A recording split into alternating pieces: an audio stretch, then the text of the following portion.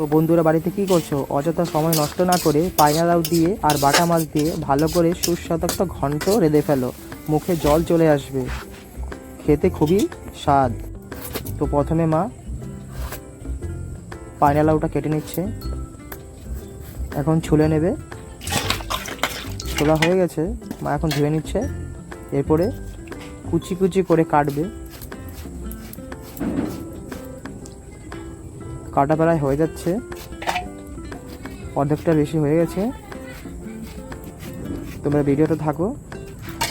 হয়ে গেছে, কুচি কুচি করে কাটা। এখন কড়াতে তেল দিয়ে আদা ফোড়ন দিয়ে দিচ্ছে এবং জিরা ফোড়ন দিয়ে দিয়েছে। এরপরে মাছগুলো দিয়ে একটু নেড়ে নেবে।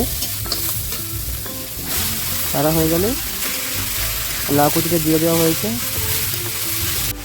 এরপর একটু নুন, একটু হলুদ দিয়ে একটু ভালো করে কষিয়ে নেবে। তো হয়ে গেছে, এখন মা ঢেকে দেবে।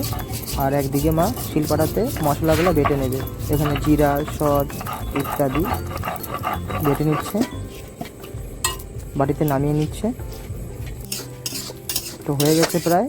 তো তোমরা এরকম বানিয়ে খাবা, ভালো লাগবে গরম গরম ভাত দিয়ে। তো এরকম ভালো জিনিস দেখার জন্য আমাদের চ্যানেলটাকে ফলো করো, লাইক, কমেন্ট, শেয়ার করো। এরকম নতুন নতুন ভিডিও আপডেট আসবে।